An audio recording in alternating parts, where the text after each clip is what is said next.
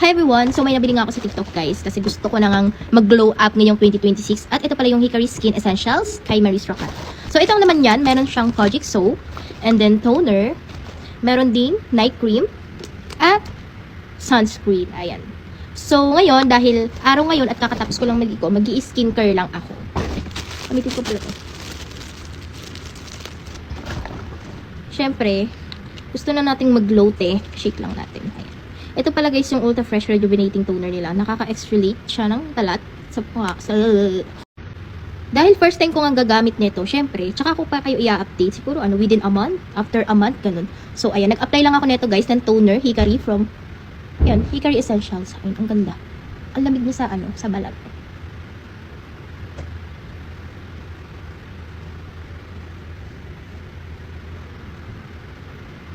Yung pag-a-apply natin guys, is kailangan lang talaga, dahan-dahan lang. Hindi pwedeng biglain sa face natin kasi guys, sensitive yung balat natin and manipis. Dahil nga ang dami kong pimples ngayon at talagang kakatapos ko lang mag-mens, nag-a-apply na nga ako nito. So kailangan careful lang tayo sa pag-a-apply guys.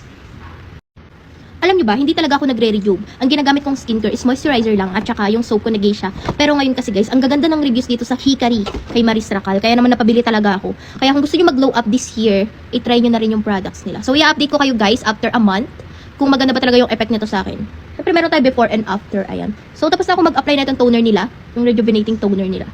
Ayan lang. So kailangan padampi-dampi lang yung natin, yung pag-apply natin kasi sensitive nga yung balat natin.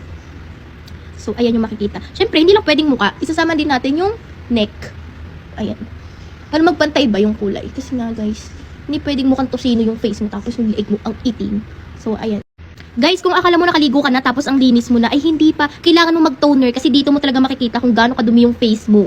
Ayan, kakapahid ko lang nito sa face and neck ko. Grabe, ganyan pala kadumi. Kahit naghilod na ako, nag-scrub na ako, nagkuskus na ako. So ito guys, yung gagamitin nyo para talagang ma-cleanse yung face nyo. Ayan. Nakakatanggal siya ng mga dirt sa face and sa neck. Then after nyan, mag-a-apply naman ako nito kanilang cream, yung Ultra Fresh Day Cream. Ayan. Protected naman siya guys ng UV sunscreen SPF 50 PA++++.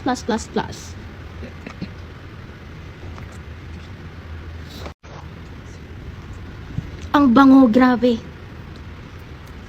Ayan. After ko nga mag-toner, ipapahid naman natin itong cream nila. Dahil nga matipid ako, ayan. Ang gagamitin ko lang, scoop ko lang to, ayan.